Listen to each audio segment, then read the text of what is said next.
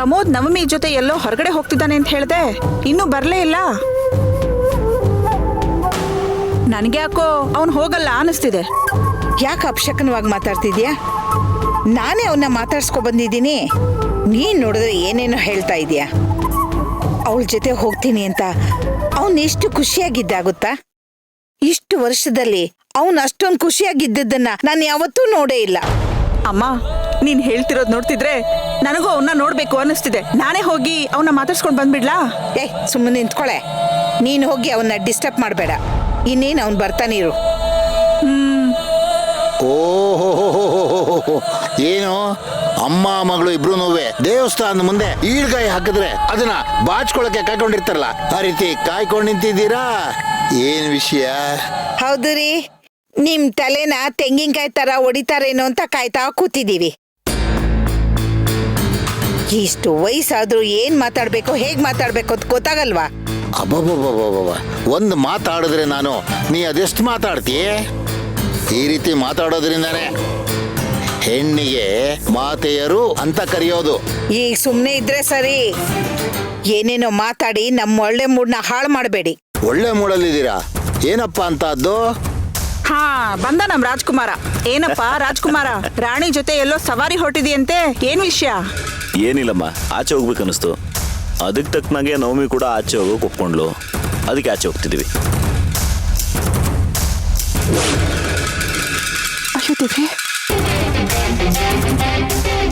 ಅಂದ್ರೆ ನನ್ನ ಮೊಮ್ಮಗಳ ಜೊತೆ ಸುತ್ತಾಡಕ್ ಹೋಗ್ತಾ ಇದೀಯಾ? ಅದಕ್ಕೆ ಈ ಅಮ್ಮ ಮಗಳ ಮುಖದಲ್ಲಿ ಸೂರ್ಯೋದಯದ ಬೆಳಕು ಹರಿತಾ ಇರೋದು.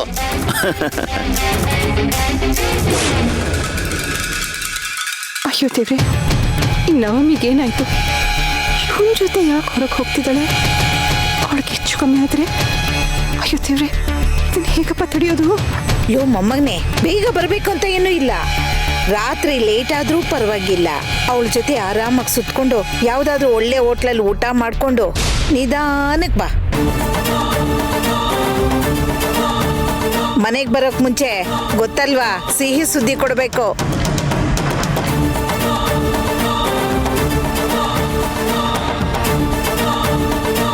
ಏನೇ ಅದು ಸಿಹಿ ಸುದ್ದಿ? ಆಗ್ಲೇ ನನ್ನ ಮೊಮ್ಮಗಳು ಸಿಹಿ ಸುದ್ದಿ ಕೊಟ್ಟಿಲ್ವಾ? ಇನ್ನು ಇವನ್ ಜೊತೆ ಹೋಗಿ ಏನ್ ಕೊಡಕ್ ಸಾಧ್ಯ? ಅಪ್ಪ, ನಿಮ್ಗಿದೆಲ್ಲ ಗೊತ್ತಾಗಲ್ಲ, ಸುಮ್ನಿರಿ. ಮಗನೇ, ನಿನಗೆ ಹೇಳಿದ ಅರ್ಥ ಆಗಿದೆ ತಾನೇ?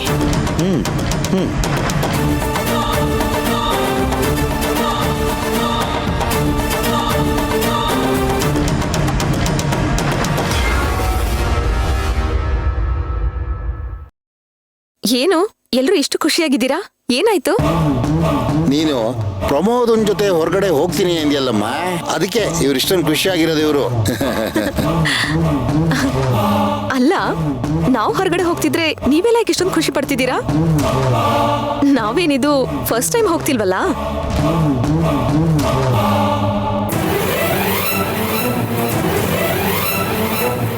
ನೀನು ಫಸ್ಟ್ ಟೈಮ್ ಹೋಗದೆ ಇರ್ಬೋದು. ನೀನು ಅವನ ಜೊತೆ ಹೋಗ್ತಾ ಇರೋದೇ ದೊಡ್ಡ ವಿಷಯ. ಅದಕ್ಕೆ ನಮಗೆಲ್ಲ ಖುಷಿ.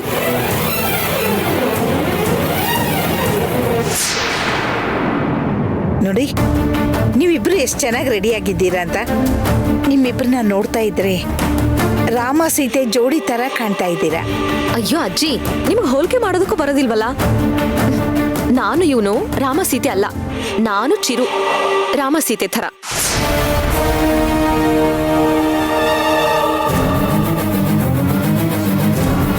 ಇವನು ನನ್ನ ಬೆಸ್ಟ್ ಫ್ರೆಂಡ್ ಅಷ್ಟೇ. ಇವತ್ತು ಇವನ್ ಜೊತೆ ಹೊರಗೆ ಹೋಗ್ಬಾ, ಆಮೇಲೆ ಯಾರು ಜೋಡಿ ಅನ್ನೋದು ಗೊತ್ತಾಗತ್ತೆ. ಅಮ್ಮ, ನಿಮ್ಮ ಹತ್ರ ಮಾತಾಡ್ಕೊಂಡು ನಿಂತ್ಕೊಂಡ್ರೆ ನನ್ನ ಟೈಮ್ ಇಲ್ಲೇ ವೇಸ್ಟ್ ಆಗುತ್ತೆ. ನಾವಿನ್ನು ಹೊರಡ್ತೀವಿ. ನವಮಿ, ಬಾ ಹೊರಡೋಣ. ನವಮಿ, ಅದೇನೋ ಇಂಪಾರ್ಟೆಂಟ್ ಕೆಲಸ ಇದೆ, ಎಲ್ಲಿಗೋ ಹೋಗ್ಬೇಕು ಅಂತ ಹೇಳ್ತಿದ್ದಿಲ್ಲ, ಮರ್ತೋಯ್ತಾ ನಿನ್ಗೆ? ನಾನೆಲ್ಲಿ ಹೇಳಿದ್ನಮ್ಮ? ಆಕ್ಚುಲಿ ಇವತ್ತು ಬೆಳಗ್ಗೆನೆ ನಾನು ಪ್ರಮೋದ್ ಜೊತೆ ಕಮಿಟ್ ಆಗಿದ್ದೆ ಹೊರಗಡೆ ಹೋಗ್ಬೇಕು ಅಂತ. ಅದಕ್ಕೆ ನಾವಿಬ್ರು ಹೋಗ್ತಾ ಇದೀವಿ. ಯಾಕತ್ಗೆ ಅವರಿಬ್ರು ಹೊರಗಡೆ ಹೋಗೋದನ್ನ ತಡೀತಿದ್ದೀರಾ? ಯಾಕೆ ಅವ್ರು ಹೊರಗಡೆ ಹೋಗೋದು ನಿಮ್ಗೆ ಇಷ್ಟ ಇಲ್ವಾ? ಅಯ್ಯೋ, ನನಗೆ ಯಾಕೆ ಇಷ್ಟ ಇರೋಲ್ಲ? ಅವನ ಜೊತೆ ಹೋಗೋದು ನನಗೂ ಇಷ್ಟನೇ. ಆದ್ರೆ ಏನೋ ಇಂಪಾರ್ಟೆಂಟ್ ಕೆಲಸ ಇದೆ ಅಂತ ನವಮಿ ಹೇಳಿದ್ಲು, ಅದಕ್ಕೆ ನೆನ್ಪು ಮಾಡಿದೆ ಅಷ್ಟೇ. ಈಗ ಅವನ ಜೊತೆ ಹೋಗೋದಕ್ಕಿಂತ ಮುಖ್ಯವಾದ ಕೆಲಸ ಯಾವುದೂ ಇಲ್ಲ. ಹೋಗಿ ಬರ್ಲಿ ಬಿಡು. ನೀವಿಬ್ರು ಹೊರಡಿ. ಹ್ಞೂ ಅಜ್ಜಿ. ಸರಿ ಅಜ್ಜಿ. ಒಂದ್ ನಿಮಿಷ, ಚಿರು ಫೋನ್ ಮಾಡ್ತಿದ್ದಾನೆ.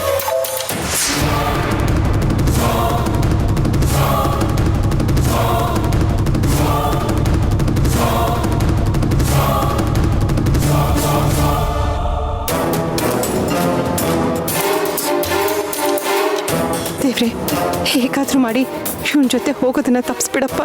ಹಾಗೇನಾದ್ರೂ ಆದ್ರೆ ನಾನು ತುಪ್ಪ ದೀಪ ಹಚ್ತೀನಿ.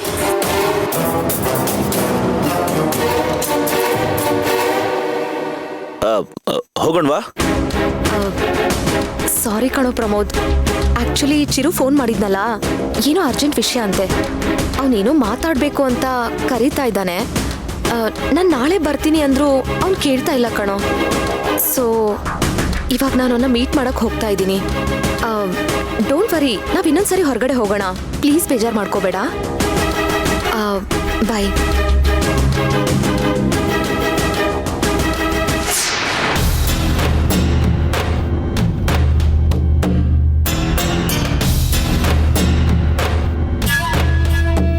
ಹಾ, ಅದಕ್ಕೆ ಹೇಳೋದು ಇಷ್ಟೊಂದು ಖುಷಿ ಪಡಬಾರ್ದು ಅಂತ. ಈಗ ನೋಡಿ ಹೇಗಾಯ್ತು.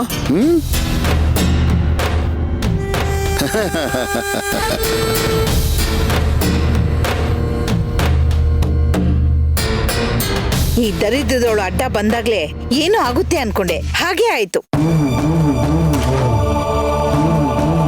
ಪಾಪ, ನನ್ ಮೊಮ್ಮಗನ್ ಖುಷಿ ಎಲ್ಲ ಹಾಳು ಮಾಡಿದ್ಲು.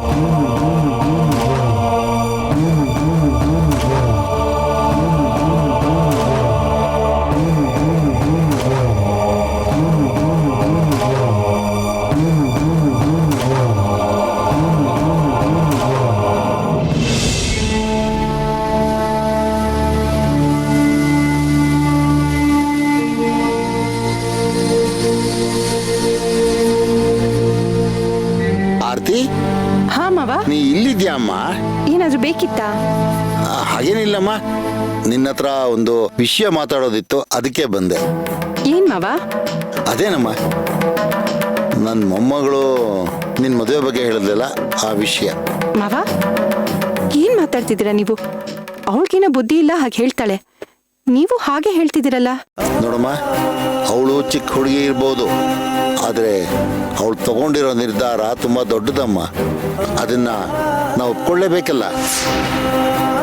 ನನ್ನ ಮಗ ಹೋದಾಗಲೇ ನಾನೊಂದ್ಸರಿ ಈ ವಿಷಯವಾಗಿ ನಿನ್ನ ಹತ್ರ ಮಾತಾಡಿದ್ದೆ, ಆದರೆ ನೀನು ಆಗ ಒಪ್ಕೊಂಡಿರಲಿಲ್ಲ. ಆದರೆ ನೀನು ಮನಸ್ಸು ಮಾಡಿದರೆ ನಿನ್ನ ಜೀವನ ಈ ರೀತಿ ಇರ್ತಿರ್ಲಿಲ್ಲಮ್ಮ. ಒಂದು ಹೆಣ್ಣಿಗೆ ಒಂದು ಗಂಡು ಅಂತ ಇದ್ದಾಗಲೇ ಜೀವನ ಸುಂದರವಾಗಿರುತ್ತೆ ಅಲ್ವೇನಮ್ಮ? ಯಾಕೆ ಮಾವ, ಈಗಲೂ ನನ್ನ ಜೀವನ ಸುಂದರವಾಗೇ ಇದೆಯಲ್ಲ. ನಿಮ್ಮ ಮಗನಿಂದ ತಾಳಿ ಕಟ್ಟಿಸ್ಕೊಂಡು ಹೆಂಡತಿಯಾಗಿ ಈ ಮನೆ ಸೊಸೆಯಾಗಿದ್ದೀನಿ. ಈಗ ಅವ್ರಿಲ್ಲ ಅಂತ ಇನ್ನೊಂದು ಮದುವೆ ಮಾಡ್ಕೊಳಕ್ಕಾಗುತ್ತಾ? ಇಲ್ಲ ಮಾವ, ನಿಮ್ಮ ನಿರ್ಧಾರನ ನಾನು ಒಪ್ಕೊಳ್ಳೋದಿಲ್ಲ. ನನ್ನ ಜೀವನದಲ್ಲಿ ಮತ್ತೊಂದು ಗಂಡಿಗೆ ಪ್ರವೇಶ ಇಲ್ಲ. ನಿನ್ನ ಪರಿಸ್ಥಿತಿ ನನಗೆ ಅರ್ಥ ಆಗುತ್ತಮ್ಮ. ನೋಡಮ್ಮ, ನಮ್ಮ ಮುಂದೆ ಇರೋದನ್ನ ನಮ್ಮ ಕಣ್ಣಕ್ಕೆ ಕಾಣಬಾರ್ದು ಅಂತ ಕಣ್ಮುಚ್ಕೋಬೋದು, ಆದರೆ ನೆನಪು ಆಗಬಾರ್ದು ಅಂತ ಮನಸ್ಸನ್ನು ಮುಚ್ಕೊಳಕ್ಕಾಗುತ್ತಮ್ಮ? ಹೇಳಿ ನೋಡೋಣ. ನನ್ನ ಮಗನ ಕಟ್ಕೊಂಡು ನಿನ್ನ ಜೀವನದಲ್ಲಿ ಯಾವ ಸುಖನೂ ಕಂಡಿಲ್ಲ ಅನ್ನೋದು ನನಗೆ ಚೆನ್ನಾಗಿ ಗೊತ್ತಮ್ಮ. ಮದುವೆಯಾಗಿ ಬಂದಾಗಿಂದ ಈ ಮನೆಯಲ್ಲಿ ನೀನು ಅನುಭವಿಸ್ತಾ ಇರೋ ಎಲ್ಲ ಕಷ್ಟಗಳನ್ನ ನಾನು ಕಣ್ಣಾರೆ ನೋಡಿದ್ದೀನಿ. ಆದರೆ ಅದನ್ನು ತಡೆಯೋಕೆ ಮಾತ್ರ ನನ್ನ ಕೈಲಿ ಆಗಲಿಲ್ವಲ್ಲ ಅನ್ನೋ ನೋವು ನನ್ನನ್ನು ಯಾವಾಗಲೂ ಬಾಧಿಸ್ತಾನೇ ಇರುತ್ತಮ್ಮ. ಇದೆಲ್ಲ ದೂರ ಆಗಬೇಕು ಅಂದರೆ ನೀನು ಇನ್ನೊಂದು ಮದುವೆ ಆಗಲೇಬೇಕಮ್ಮ. ಮಾವ, ನಿಮ್ಮಂಥ ಮಾವನ್ ಪಡೆಯೋದಕ್ಕೆ ಎಷ್ಟೋ ಜನ್ಮದಲ್ಲಿ ಪುಣ್ಯ ಮಾಡಿರಬೇಕು. ಅತ್ತೆನೂ ಹಾಗೆ ಸ್ವಲ್ಪ ಒರಟು ಅಷ್ಟೇ, ಆದರೆ ಅವ್ರ ಮನಸ್ಸು ತುಂಬ ಮೃದು. ಏನೋ ಕೋಪದಲ್ಲಿ ನಾಲ್ಕು ಮಾತಾಡಿದ್ರು ಅಂತ ಅದನ್ನೇ ಕಷ್ಟ ಅಂತ ತಿಳ್ಕೊಳಕ್ಕಾಗತ್ತಾ? ನಿನ್ನ ಒಳ್ಳೆ ಮನಸ್ಸಿಗೆ ನಾನು ಏನು ಹೇಳಬೇಕೋ ನನಗೆ ಗೊತ್ತಾಗ್ತಾ ಇಲ್ಲಪ್ಪ. ಅವ್ರು ಕೊಡೋ ಹಿಂಸೆನೂ ಸಹಿಸ್ಕೊಂಡು ಅವ್ರ ಮನಸ್ಸು ಮೃದು ಅಂತ ಹೇಳ್ತೀಯಲ್ಲಮ್ಮ ನೀನು. ನಿಜ ನಿಜವಾಗ್ಲೂ ದೇವ್ರೇನಾದ್ರು ಇದ್ದಿದ್ರೆ ನಿನಗೆ ಇಷ್ಟೂ ಕೊಡ್ತಾ ಇರ್ಲಿಲ್ಲಮ್ಮ. ನೋಡಮ್ಮ, ವೇದಗಳನ್ನ ಓದಿರೋರು ದೊಡ್ಡವರಲ್ಲ, ಇನ್ನೊಬ್ಬರ ವೇದನೆಗಳನ್ನ ಅರ್ಥ ಮಾಡ್ಕೊಳ್ತಾರಲ್ಲ ಅವರೇ ಅಮ್ಮ ದೊಡ್ಡವರು. ಅಂತಹ ದೊಡ್ಡ ಸ್ಥಾನದಲ್ಲಿ ನೀನಿದ್ಯಮ್ಮ. ನಿನಗೆ ಏನು ಹೇಳಬೇಕು ಅನ್ನೋದೇ ನಂಗೆ ಅರ್ಥ ಆಗ್ತಾ ಇಲ್ಲಮ್ಮ. ಆದರೆ ನವಮಿ ತೆಗೆದುಕೊಂಡಿರೋ ನಿರ್ಧಾರ ಮಾತ್ರ ಒಳ್ಳೇದಮ್ಮ. ಆ ನಿರ್ಧಾರನ ನೀನು ಬೇಡ ಅನ್ಬೇಡಮ್ಮ. ಮಾವ, ಮತ್ತೆ ಅದನ್ನೇ ಹೇಳ್ತಿದ್ದೀರಲ್ಲ ನೀವು. ವಯಸ್ಸಲ್ಲದ ವಯಸ್ಸಲ್ಲಿ ಇನ್ನೊಂದು ಮದ್ವೆ ಆಗೋದು ಅಂದ್ರೆ ಏನ್ ಮಾವ? ನಾಳೆ ದಿನ ಜನ ನನ್ನ ಬಗ್ಗೆ ಏನ್ ಮಾತಾಡ್ತಾರೆ ಅಂತ ಯೋಚನೆ ಮಾಡಿದೀರಾ ನೀವು? ನನ್ನಿಂದ ನಿಮ್ ಮರ್ಯಾದೆ ಹೋಗ್ಬೇಕಾ ಹೇಳಿ? ನೋಡಮ್ಮ, ಜನ ಹೇಗಿದ್ರು ಮಾತಾಡ್ತಾರೆ. ಚೆನ್ನಾಗಿದ್ರೆ ಯಾರು ತಲೆ ಹೊಡೆದು ಸಂಪಾದನೆ ಮಾಡಿದ್ನೋ ಅಂತ ಅಂತಾರೆ. ಅದೇ ಕೆಟ್ರೆ ಬೇಕಾಗಿತ್ತ ಈ ಬಾಳೆ ಇವನಿಗೆ ಅಂತ ಹೇಳ್ತಾರೆ. ನೀನು ಅಂಥವ್ರ ಬಗ್ಗೆ ಯೋಚನೆ ಮಾಡೋ ಅವಶ್ಯಕತೆ ಇಲ್ಲಮ್ಮ. ಸಮಾಜ ನಮ್ಮಿಂದ ಒಳ್ಳೇದನ್ನ ಬಯಸುತ್ತೆ ಹೊರತು ನಮ್ಗೆ ಒಳ್ಳೇದನ್ನ ಮಾಡೋದಕ್ಕೆ ಯಾರೂ ಮುಂದೆ ಬರೋದಿಲ್ಲಮ್ಮ. ನಿನ್ ಕಷ್ಟ ದೂರ ಆಗ್ಬೇಕು ಅಂದ್ರೆ ಮದುವೆ ವಿಷಯದಲ್ಲಿ ನೀನೊಂದು ಗಟ್ಟಿ ನಿರ್ಧಾರನ ಮಾಡಲೇಬೇಕಮ್ಮ. ಮಾವ, ದೇವ್ರು ನಮ್ಗೆ ಕಷ್ಟ ಕೊಡ್ತಿದ್ದಾನೆ ಅಂದ್ರೆ ಅದ್ರ ಅರ್ಥ ನಮ್ ಹಣೆ ಬರ ಸರಿ ಇಲ್ಲ ಅಂತಲ್ಲ. ಒಂದಲ್ಲ ಒಂದಿನ ನಾವ್ ಎಲ್ರಿಗಿಂತ ಸಂತೋಷವಾಗಿರ್ತೀವಿ ಅಂತ. ನೋಡಿ ಮಾವ, ನನ್ ಸಂತೋಷ ಇರೋದು ನನ್ ಮಗಳು ಮದ್ವೆ ಮಾಡೋದ್ರಲ್ಲಿ. ಅದಕ್ಕೋಸ್ಕರ ನಾನು ಎಷ್ಟು ಕಷ್ಟ ಬೇಕಾದ್ರೂ ಅನುಭವಿಸ್ತೀನಿ, ಸಹಿಸ್ಕೋತೀನಿ. ಜೀವನ ಪೂರ್ತಿ ಬರೀ ಕಷ್ಟಗಳನ್ನೇ ಅನುಭವಿಸ್ತಾ ಹೋದ್ರೆ ನಿನಗ್ ಕಷ್ಟ ಕೊಡೋರ್ಗೆ ನೀ ಯಾವಾಗಮ್ಮ ಕಷ್ಟ ಕೊಡೋದು? ಅವ್ರಿಗೆ ಕಷ್ಟ ಕೊಡದೆ ಹೋದ್ರೆ ಅವರು ಬದಲಾಗೋದು ಯಾವಾಗ? ಅದಕ್ಕೆ ಕಾಲನೇ ಉತ್ತರ ಕೊಡುತ್ತೆ ಮಾವ. ಅದ್ರ ಬಗ್ಗೆ ನಾವು ತುಂಬಾ ಯೋಚನೆ ಮಾಡಬಾರ್ದು. ಕತ್ಲೆನ ಹೇಗೆ ಬಚ್ಚಿಡೋದಕ್ಕಾಗಲ್ವೋ ಹಾಗೆ ನನ್ನ ಕಷ್ಟಗಳಿಗೂ ಆ ದೇವ್ರ ಪರಿಹಾರ ಕೊಟ್ಟೇ ಕೊಡ್ತಾನೆ ಅನ್ನೋದು ನನ್ನ ನಂಬಿಕೆ. ಅಲ್ಲಿವರೆಗೂ ಕಾಯ್ಬೇಕು ಅಷ್ಟೇ ಮಾವ. ಹಾಗಾದ್ರೆ ನನ್ನ ಮಾತಿಗೆ ಇದೇ ಉತ್ತರ ಅಂತ್ಯಮ್ಮ ನೀನು? ನೀವು ಕೇಳಿದ್ದು ಪ್ರಶ್ನೆನೇ ಅಲ್ಲ ಅಂದಮೇಲೆ ಉತ್ತರ ಎಲ್ಲಿರುತ್ತೆ ಮಾವ? ನಾನು ಮಾತಾಡಿದ್ದು ನಿಮ್ಮ ಮನಸ್ಸಿಗೆ ನೋವಾಗಿದೆ ಅಂತ ನನಗೆ ಚೆನ್ನಾಗಿ ಗೊತ್ತು. ಆದರೆ ನಾನೊಂದು ಹೆಣ್ಣಾಗಿ, ಮುಖ್ಯವಾಗಿ ತಾಯಿಯಾಗಿ ನನ್ನ ಮಗಳ ಭವಿಷ್ಯನ ನಿರ್ಧಾರ ಮಾಡಬೇಕೇ ಹೊರತು ನನ್ನ ಜೀವನನ ಹೇಗೆ ಸುಂದರವಾಗಿ ನಡ್ಸ್ಕೊಂಡು ಹೋಗ್ಬೇಕು ಅಂತಲ್ಲ ಮಾವ. ಸರಿನಮ್ಮ, ನಾನು ಹೇಳ್ದಷ್ಟು ಹೇಳಿದ್ದೀನಿ. ಇನ್ನೂ ಕಾಲ ಮಿಂಚಿಲ್ಲ. ನಿಧಾನವಾಗಿ ಯೋಚನೆ ಮಾಡು. ನೀನು ಮದುವೆ ಆಗೋದ್ರಿಂದ ನಿನ್ನ ಬದುಕು ಸುಂದರವಾಗಿರುತ್ತೆ, ನಿನ್ನ ಮಗಳ ಆಸೆನೂ ನೆರವೇರುತ್ತೆ. ನೀವಿಬ್ರು ಸುಖವಾಗಿರೋದನ್ನ ನೋಡೋ ಭಾಗ್ಯ ಆ ದೇವರು ನನಗೆ ಕರುಣಿಸ್ಲಿ ಅಂತ ನಾನು ಪ್ರಾರ್ಥನೆ ಮಾಡ್ತೀನಮ್ಮ.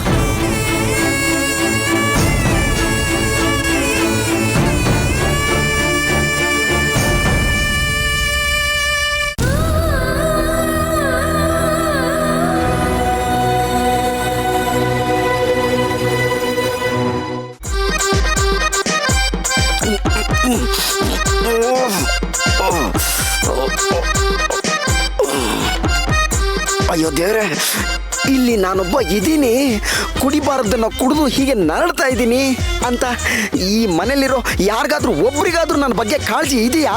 ಛೇ, ಕುಡಿಯಕ್ಕಾಗದೆ ಇರೋ ಕಾಫಿನ ಪ್ರೀತಿಯಿಂದ ಅಳಿಯಂದ್ರೆ ಕುಡೀರಿ ಕುಡೀರಿ ಅಂತ ಕುಡಿಸ್ಬಿಟ್ಟು ಈಗ ಹೇಗಿದ್ಯಾ ಅಂತ ಒಬ್ಬರಾದ್ರೂ ಬಂದು ನನ್ನ ಕೇಳ್ತಾ ಇದಾರಿಯೇ? ಇಲ್ಲಿ ಇರೋರಿಗೆಲ್ಲ ಯೂಸ್ ಮಾಡಿ ಬಿಸಾಕೋ ಟಿಶ್ಯೂ ಪೇಪರ್ ಅಂತ ನನ್ನನ್ನು ಅನ್ಕೊಂಡ್ಬಿಟ್ಟಿದ್ದಾರೆ. ಆದ್ರೆ ಯಾರಿಗೂ ಗೊತ್ತಿಲ್ಲ ಇವತ್ತಲ್ಲ ನಾಳೆ ದ ಬೆಸ್ಟ್ ಕ್ವಾಲಿಟಿ ಪೇಪರ್ ಆಗಿ ತೋರಿಸ್ತೀನಿ ಅಂತ. ಅಯ್ಯೋ,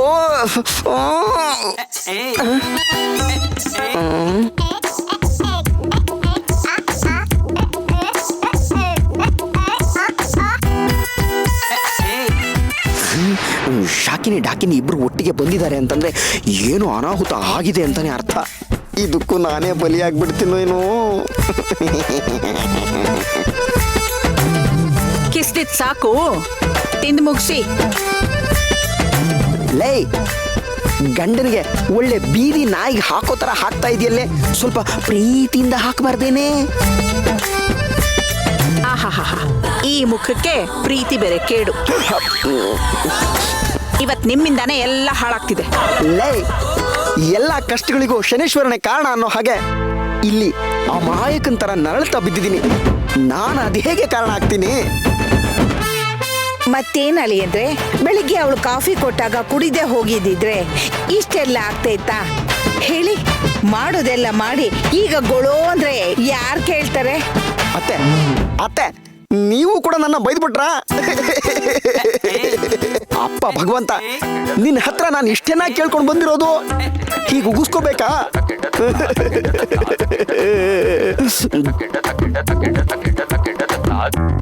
ಏನ್ರಿ ನೋಡ್ತಿದ್ದೀರಾ?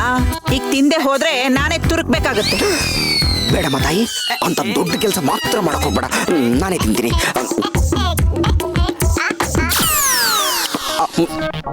ಇದಕ್ಕೂ ಹೌದು ಕಣೆ, ಅವಳ ಜೊತೆ ಹೊರಗಡೆ ಹೋಗ್ತೀನಿ ಅಂತ ನನ್ನ ಮೊಮ್ಮಗ ಎಷ್ಟು ಖುಷಿಯಾಗಿದ್ದ. ಇವತ್ತಿನ ಅವನ ಖುಷಿ ನೋಡಿ ನನಗೆ ಎಷ್ಟು ಖುಷಿಯಾಗಿತ್ತು ಗೊತ್ತಾ? ಅವನು ಯಾವನೋ ಫೋನ್ ಮಾಡಿದ್ದಾನೆ ಅಂದ ತಕ್ಷಣ ಎಷ್ಟು ಸುಲಭವಾಗಿ ಹೊರಟೋದ್ಲು ನೋಡು. ಅವಳನ್ನ ಹೀಗೆ ಬಿಟ್ರೆ ಆಗಲ್ಲ ಕಣೆ, ಮೊದಲು ಅವಳಿಗೆ ಕಡಿವಾಣ ಹಾಕಬೇಕು. ವಿಷಯ ಮದ್ವೆವರೆಗೂ ಬಂದಿರುವಾಗ ಈಗ ಏನ್ ಮಾಡಕ್ಕಾಗತ್ತಮ್ಮ? ಎಲ್ಲದಕ್ಕೂ ನಮ್ಮ ಅಪ್ಪನೇ ಕಾರಣ ಆಗ್ಬಿಟ್ಟಿದ್ದಾರೆ. ಅವ್ರು ನಮ್ ಜೊತೆ ಕೈ ಜೋಡಿಸಿದ್ರೆ ಇಷ್ಟೆಲ್ಲ ಮುಂದುವರಿಯೋದಕ್ಕೆ ಆಗ್ತಾನೆ ಇರ್ಲಿಲ್ಲ. ವಿಷಯ ಏನು ಅಂತ ಹೇಳಿ, ನಾನು ಕೈ ಏನು ಕಾಲು ಬೇಕಾದ್ರೂ ಜೋಡಿಸ್ತೀನಿ.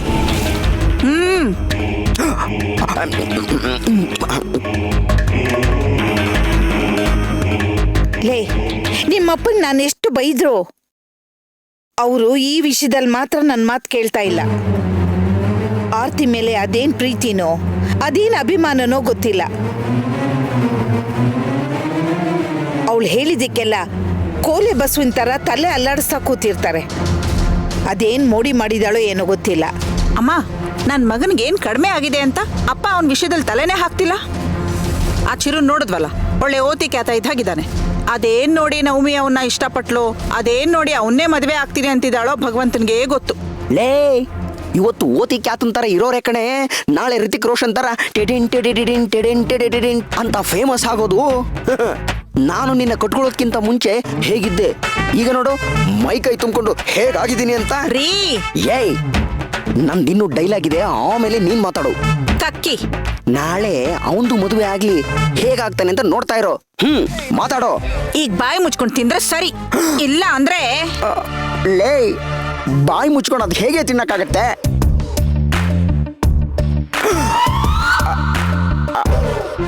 ಆಯ್ತು ಬಿಡಮ್ಮ,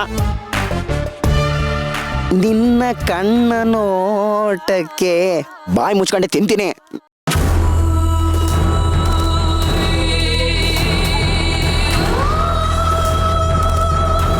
ಅಮ್ಮ, ಇದನ್ನ ಹೀಗೆ ಬಿಟ್ರೆ ಆಗೋದಿಲ್ಲ.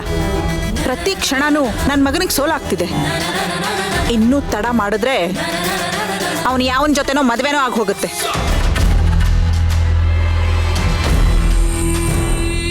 ಆಮೇಲೆ ಈ ಆಸ್ತಿನೆಲ್ಲ ಹೊತ್ಕೊಂಡು ಅವಳು ಹೊರಟೋಗ್ತಾಳೆ. ಅವಳು ಮದ್ವೆ ಆಗೋದ್ರಿಂದ ಈ ಆರ್ತಿನೂ ನಮ್ಮ ಕೈ ತಪ್ಪು ಹೋಗ್ತಾಳೆ. ಆಮೇಲೆ ನಾವೇನಮ್ಮ ಮಾಡೋದು? ಅದಾಗಬಾರ್ದು ಅಂದ್ರೆ ನಾವು ಆರ್ತಿಗೆ ಇನ್ನು ಜಾಸ್ತಿ ಹಿಂಸೆ ಕೊಡಬೇಕು.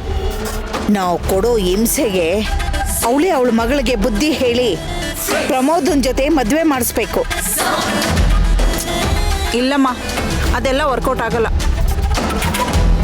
ಅವಳಿಗೆ ನಾವು ಹಿಂಸೆ ಕೊಟ್ಟಷ್ಟು ನಮ್ಮ ಮೇಲೆ ದ್ವೇಷ ಜಾಸ್ತಿ ಆಗ್ತಿದೆ ಹೊರತು ಪ್ರೀತಿ ಬರ್ತಾ ಇಲ್ಲ.